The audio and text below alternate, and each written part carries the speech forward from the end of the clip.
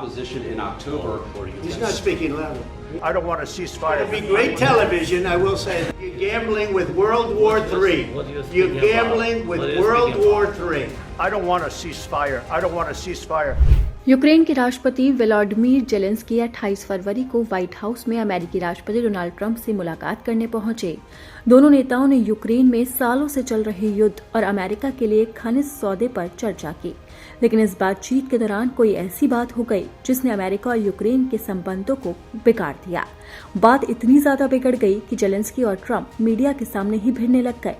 इस तूतू मैमे के बीच दोनों दिग्गजों का गुस्सा भी 7वें आसमान पर पहुंच गया और बिना किसी डील के ही जेलेंस्की व्हाइट हाउस से निकल गए। हालांकि ट्रंप ने भी उन्हें नहीं रोका, बल्कि ये तक कह डाला कि जब शांति के लिए तैयार हो जाओ तभी आना। You've allowed yourself to be in a very bad position, and he happens to be right about it. From the very beginning of the war, You're not in a good position.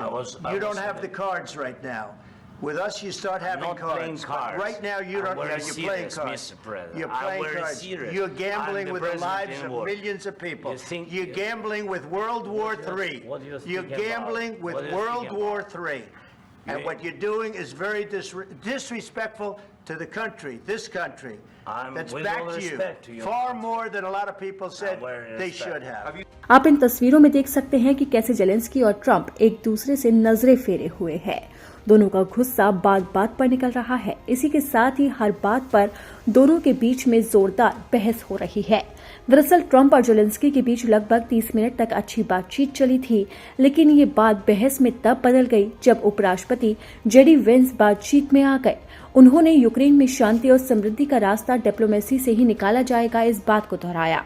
उन्होंने कहा कि Trump यही कर रहे हैं, आपका रवैया बहुत असम्मानजनक है, ये सही डिप्लोमेसी नहीं है। आपको इस जंग को रोकने के लिए राष्ट्रपति ट्रंप को शुक्रिया कहना चाहिए।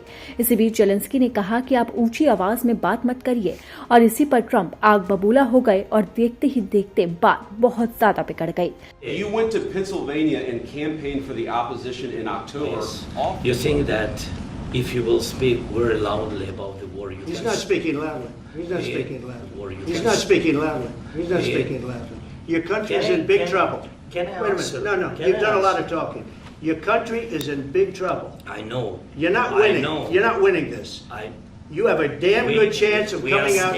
जेलेंस्की ने ट्रंप के सामने पुतिन को आतंकवादी करार देते हुए कहा कि दुनिया को हत्यारे के साथ समझौता करने की जरूरत नहीं है। इस पर ट्रंप ने कहा कि यूक्रेन को रूस के साथ शांति समझौता करना होगा, लेकिन जेलेंस्की राजी नहीं हुए।